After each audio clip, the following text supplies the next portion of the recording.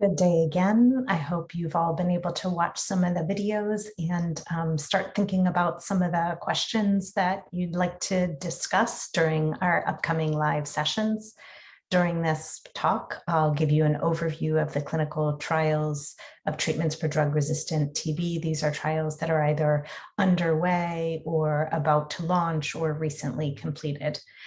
There will also be a few slides at the end of the presentation on trials of treatments for drug-susceptible TB or so-called pan-TB, that is TB irrespective of resistance pattern, and on preventive therapy studies. But in the interest of time, I'm not going to discuss these.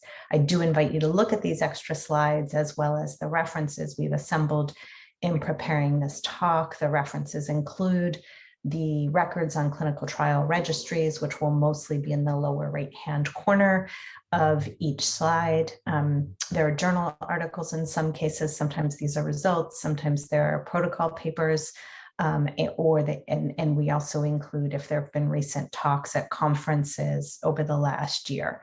We'll also try to include as many of these resources as possible in a SharePoint file that you can all access to learn more about each study. Special thanks to Gustavo Velasquez, a co-I on the trials, who created a foundation for this talk a couple of years ago on which we've built, and Ali LaHood, who diligently combed through all the aforementioned resources and helped me update the talk for today. So the challenge of this landscape talk is always how best to organize it. You can see there are 15 trials represented here. It could be by drug or regimens that they include, by their status, whether they're completed or still recruiting, or by some other organizing principle. This time I've chosen to organize by important questions represented by a series of overlapping circles in a Venn diagram.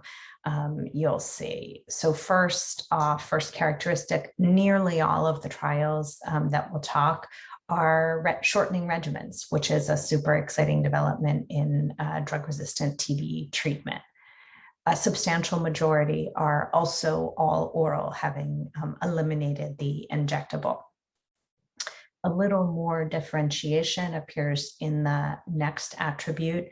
So for these four inside the dark blue circle are all testing regimens containing pretomanid and the nitroimidazole developed by the TB Alliance. Excuse me. Inside the blue circle, they're all regimens containing bedaquiline, linezolid, and pretomanid, which is the nitroimidazole developed by the TB Alliance. For others, Zenex, BPAL, NTBQ, and NTB are also optimizing doses of linezolid for safety and efficacy. This next circle focusing on quinolone resistant TB, you can see that NTBQ is the only, is the only trial that's fully within the quinolone resistant TB circles, indicating that it is the only trial that is exclusively enrolling patients with quinolone resistance. There are many others that include patients with quinolone resistance and also those perhaps with injectable resistance or with treatment non-responsive or treatment intolerant TB. And then another subgroup down here in this gray circle is those that are using sequencing, either whole genome or next generation sequencing to guide treatment decisions. And then lastly, one trial, the TB Trust trial, is using DST on pyrazinamide to guide treatment decisions. The idea being to avoid pyrazinamide's toxicity if the isolate isn't sensitive. It is an exciting time to see progress being made on so many different important questions. So I'm going to start with the all oral generally speaking, the all oral shortened category, some of which are those that optimize the linezolid dose as well. Starting with the next TB trial, which has recently completed and been reported at several meetings this year. It was a randomized controlled trial that compared an all-oral shortened regimen, what some call the modified shortened regimen with bedaquiline, linezolid, and other first and second line drugs to the standard of care in South Africa. Note that this is a changing standard of care. They were not randomized to one or the other of these standards of care. Rather, they were used sequentially in South Africa, with the 18-month regimen having been used between December of 2014 and September of 2016. And then the shorter regimen was introduced as the single standard of care. Of note, the experimental regimen used 600 milligrams of linezolid daily, and it was not one of those that actually was optimizing the linezolid dose. It's just something that's going to come up a lot, so I wanted to mention it. Sorry. The efficacy results in the next trial are summarized on this slide. You can see that there were, of the 111 patients who had been randomized, 18 were excluded from the modified intent to treat population, either because they had some exclusion criterion that was detected later, or they did not receive a protocol conforming regimen. Of those 93, you can see that the 44 were randomized to the standard of care and 49 to the intervention regimen. And in the standard of care, outcomes were very poor, with less than a quarter having had favorable outcomes and just over half in the intervention arm having had favorable outcomes. While this does translate into apparent advantage for the intervention arm, these are both worrying results. There's a lot of information in the reasons for the unfavorable outcomes in this study, and looking at more closely at the per protocol group, which excluded from the MITT population 6 who had been lost to follow-up. You can see that this twofold difference still roughly holds. I did have a bit of a question, because I wouldn't expect there to be more favorable outcomes in the per protocol than in the MITT population.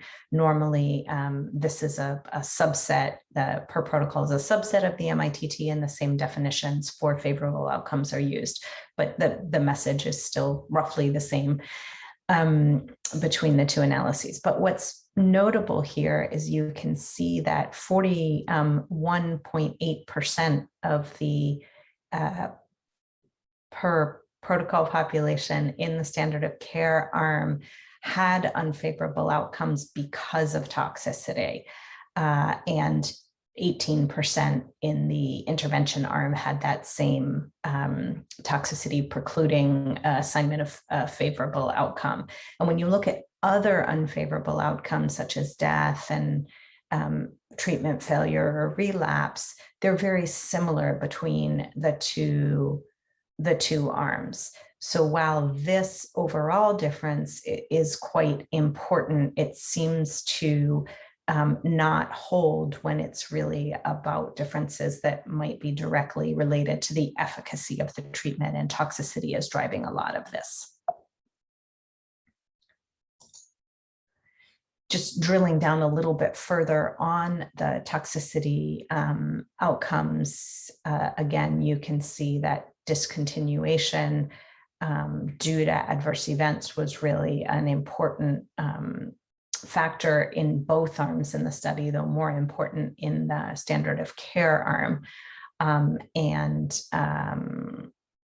It's noteworthy that both of these regimens used many of the so-called old drugs, which are known to have important toxicity and tolerability issues. I also just want to make the point that the comparator, and I'm going to go back to that slide, I should have made this point sooner. While this comparator did evolve over time, neither of them is the current comparator in South Africa the current standard of care in South Africa, which actually does look a lot like this experimental regimen, except that it's the 9-month version of it. So the results from this trial, it's really hard to infer anything about how a 6-month version of this regimen will compare to a 9-month version of the regimen. And we know that even the 6-month version of this regimen had important toxicity consequences and also had fairly modest favorable outcomes. The next trial I'm going to talk about is the STREAM 2 trial. This may be the one that's most familiar to you, as we've been hearing about STREAM 1 for some time, and are eagerly awaiting the results of this confirmatory phase 3 trial, which was done to meet conditions of both the US FDA and the EMA for the approval of bedaquiline. So this trial compares 2 shorter regimens, one all oral, notably without Limasolid, to the so-called Bangladesh regimen. Enrollment was completed in early 2020, and according to clinicaltrials.gov, we can expect the results in August of 22, reporting on the primary favorable outcome, the primary endpoint of favorable outcome at week 76. Beat Tuberculosis is a pragmatic open label randomized trial that compares a 6-month all oral regimen containing bedaquiline, clofazimine, delamanid, Limasolid, and levofloxacin to the standard of care, the current standard of care regimen in South Africa, which is this 9-month regimen. It includes patients who have quinolone susceptible TB, as well as patients who have quinolone resistant TB. And that is the reason that the levo and clofazimine are both noted in red. For patients who have levofloxacin resistant TB or quinolone resistant TB, they receive the clofazimine containing the levo will be discontinued and the clofazimine will be retained, and vice versa for those who have quinolone susceptible TB. And the same practice occurs in the standard of care. There's some exciting features to this trial, including that they are including children over the age of 5 years old, and also including women who are pregnant at the time of screening. The trial is currently estimated for completion in March of 2023. The Mdr End Study is another open label phase 3 trial, which you actually heard about last time we gave this talk. We don't really have any updates on this talk, despite the record saying that estimated completion was in June of 2021. But you can see this is the experimental regimen, this 9 to 12 month delamanid and Limasolid containing regimen that's compared to the local 20-month standard of care. The dramatic trial is actually a new trial that has not yet begun enrolling. It's likely to start at the end of this year. It is a phase 2 trial, whereas most of the trials we've discussed so far are phase 3. And it is an open label, uncontrolled trial that is novel in that it is using this duration randomization approach. So think like a dose escalation study.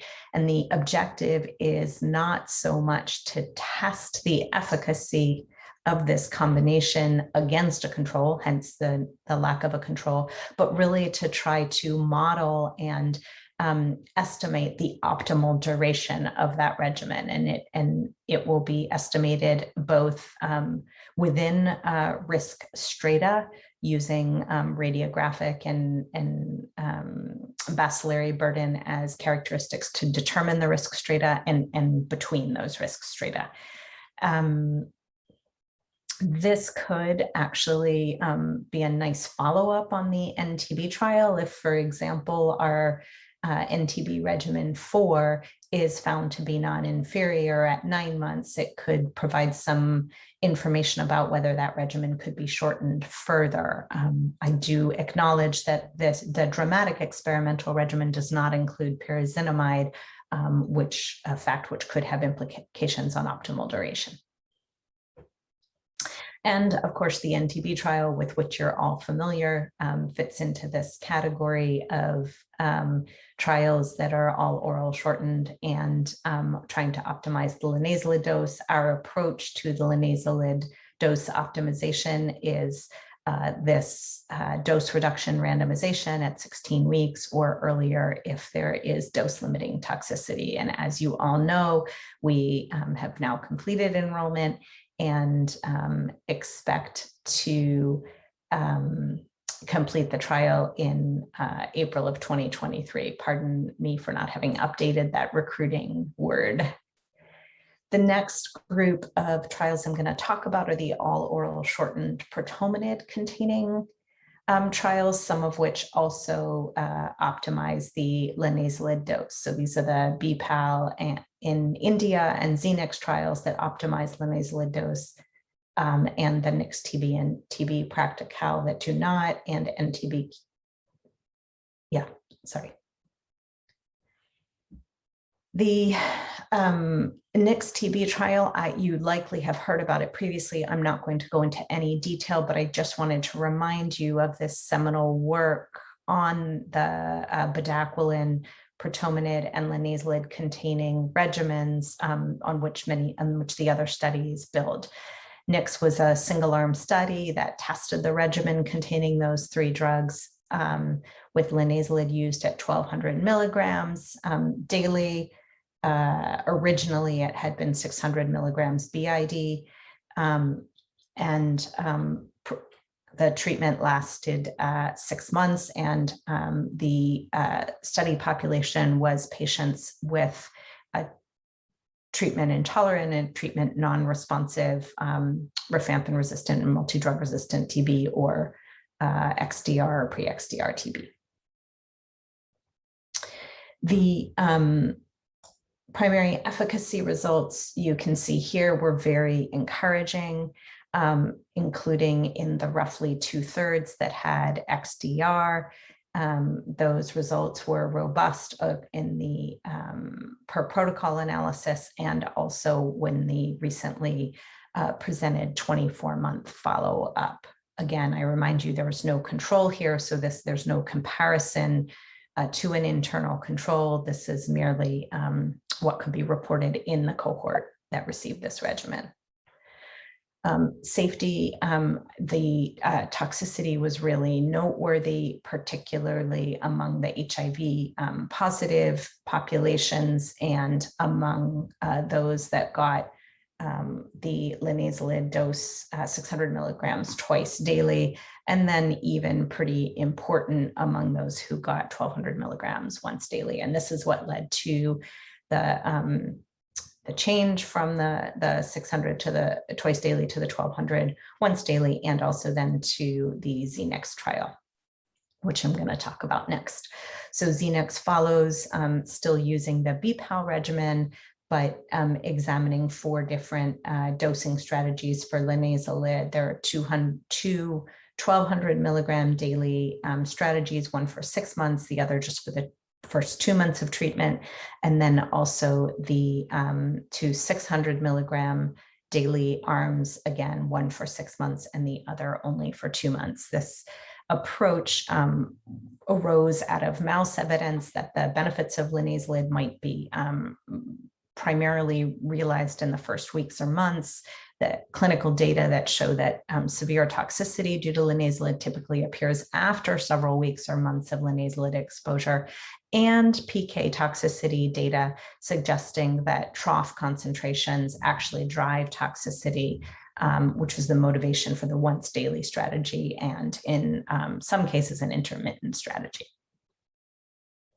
The Zenex results have recently been presented and they're summarized here. the efficacy results that were demonstrated in the next study seem to be sustained.